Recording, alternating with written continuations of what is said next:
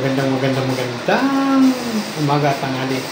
At bago umpisa na aking recipe, shoutout naman po pala lahat sa punong mga followers ko, mga viewers ko, mga silent viewers. Maraming salamat po sa inyo. Shoutout po sa inyo. Ito, magluluto po tayo ng sinigang na hipon. Ayan po. Ayan po ang ating mga gagamitin. Yan, meron po tayong lemon, sili, at itong ating okra.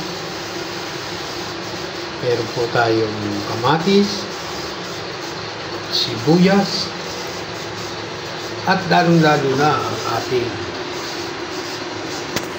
hipon. Yan po yung ating hipon na gagamitin. Natin yan na hipon. At meron po tayong talong. Yan, talong. May talong tayo at kangkong.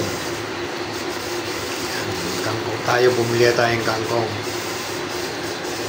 Ayan po yung ating gagamitin ngayon sa ating sinigang na hipon. Po, i-prepare na muna po natin ang ating sinigang na hipon. Yan na po, magsasalang na po tayo ng ating sinigang na hipon.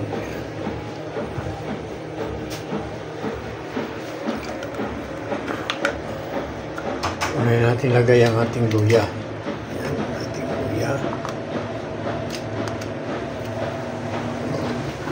Susunod po natin ang ating sibuyas.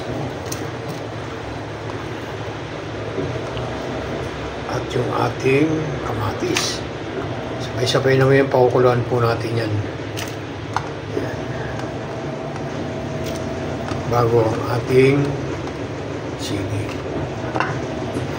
Hintayin lang po natin kumulo yan ang ating mga sahog bago natin ilalagay natin itong ating hipon.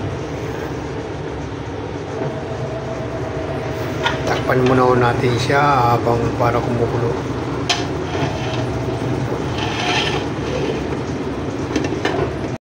Ayan na po ang ating sinigang na hipon.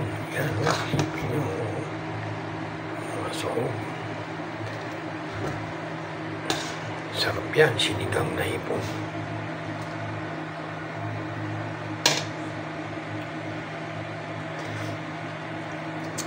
Ayos, ang asim. Kaso walang hanggang dito malab yung sili natin. Kaya ano lang to. Walang hanggang yung silim na bili. Sarap umigap ng sabaw.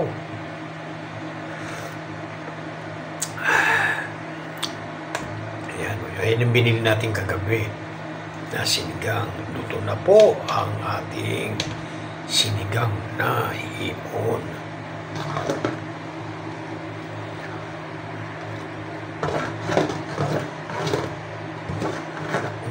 Kulang po yung mga gulay natin para maano